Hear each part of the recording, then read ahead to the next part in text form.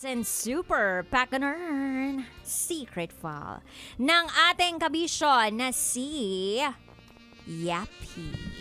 Si Yappy na merong sakuraging jowa na hindi nakabili ng tamang keso.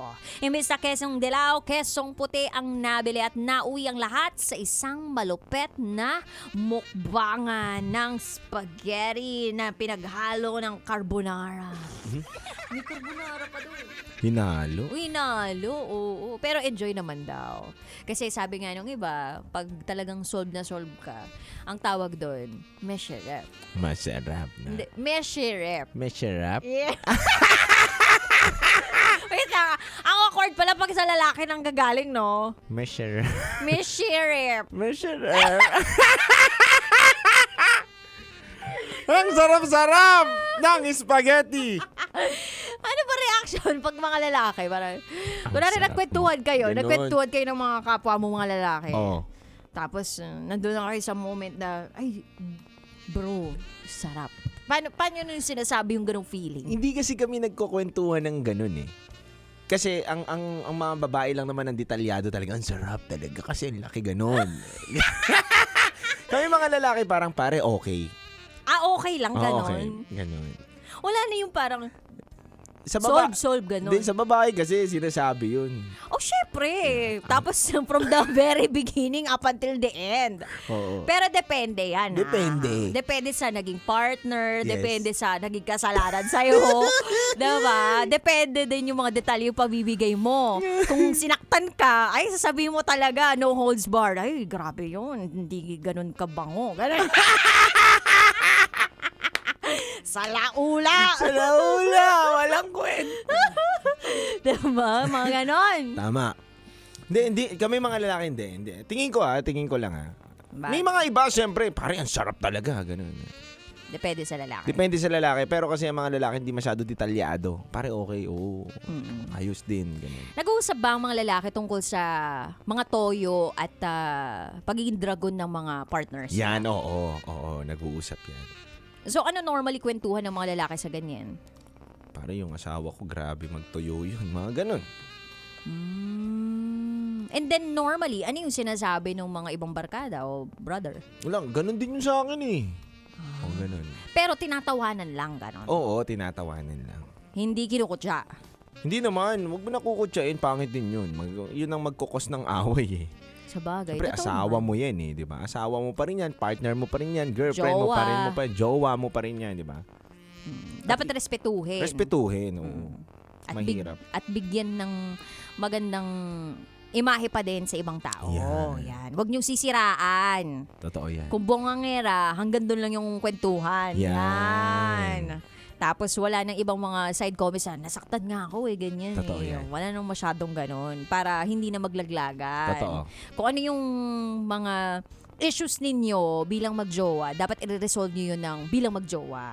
Hindi na lumalabas sa mga barkada. Unless super close ng kaibigan na parang kailangan mo talaga ng advice. Tama. Feeling ko ganon siya. Tama.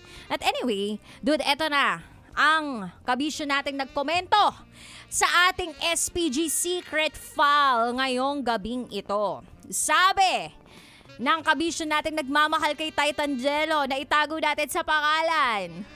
Tintan.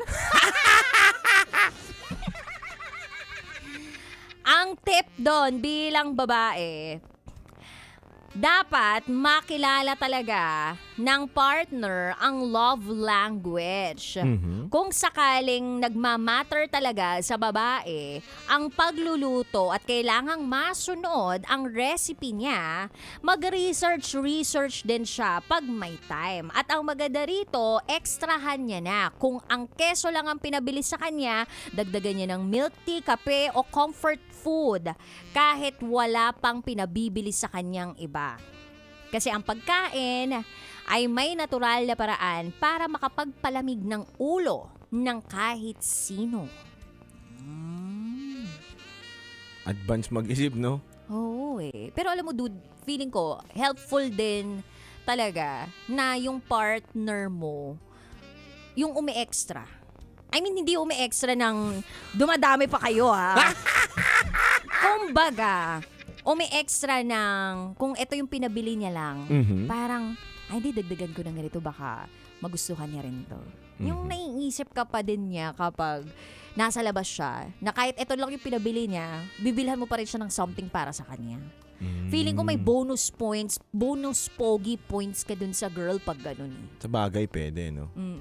Kasi yung nanay ko, inutusan ako, pinabili ako ng ganyan. Bili ka keso! Bumili ako ng mga kailangan, iba. Wala ka talagang kwentang bata, wala na nga tayong budget, bumili ka pa ng ganyan! Wala na mga tayong bigas! Bumili ka na naman ng ganyan. Ba't kasi hinuuna mo yung iba bago mo bilhin? Diba? Dapat unahin mo muna yung pinabibili bago yung iba. Ang masakit doon, nabili ko lahat ng gusto ko. Yung pinapabili, hindi. Kaya siguro talaga sakit ng ulo ng nanay mo sa'yo, no? Pero at least, diba, nagbibigay ka naman ngayon. Oo naman. Minsan yung sakit ng ulo, okay lang eh. Nagbibigay tayo sakit ulo pa rin. Hindi, basta hindi mo siya mabibigyan ng sakit sa bulsa. Yan! Pwede. Diba? Ganun din dapat sa partner. Oh. Dapat sinusunod mo. Oh, paano yun? Sinusunod mo. Pag mali ka, tanggapin mo. Tama ka, mali ako, gano'n. Oo, ganun. Dapat aminado ka. Aminado ka lang. Ay, paano kaya kung gano'n, no? Pag sinabihan ka ng partner mo, di ba kesong puti yung pinabibili ko sa'yo, hindi kesong dilaw? Yan. Ang sagot mo dapat, tama ka, mali ako. Alam mo, parang pili ko naman masasabi, ay, Wala na. parang ginawa na sa akin yung asawa ko. Tama ka nga, no? Mali ako, ganun. Oo, tama ka, mali ako. Oo, mali ako. Ang ganda nun. Ang ganda nun. Oo. Aminin mo na agad. Oo, tama ka, mali ako. Sorry.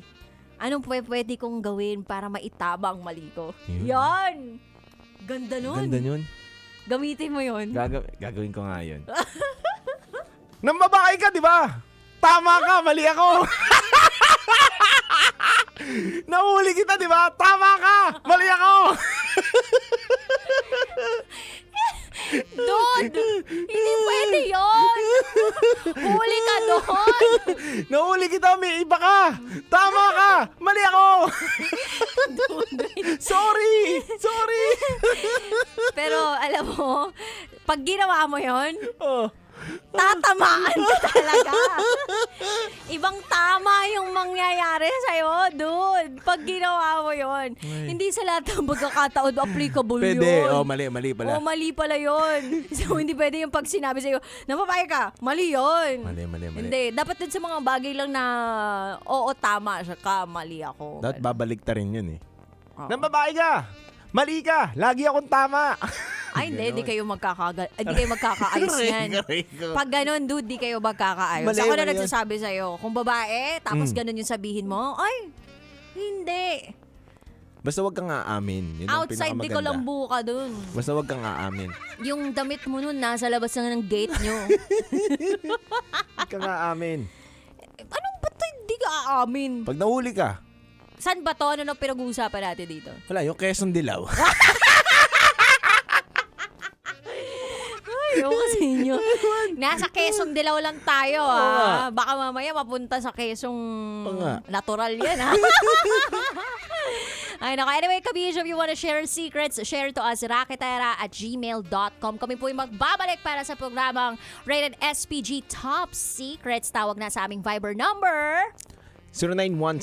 0916-529-5595. Mamayang alas 11, magtawagan tayo para sa programang Top Secrets. Kasama mo ang Basa Princess DJ Raketera. At kasama nyo rin po ang titindig sa mga pinaglalaban ninyo, DJ Titangelo. At kayo ay nakatutok sa 90.7 Love Radio. Kailangan pa bang i-memorize yan? Basic. Metro's #1 Love Radio. Basic!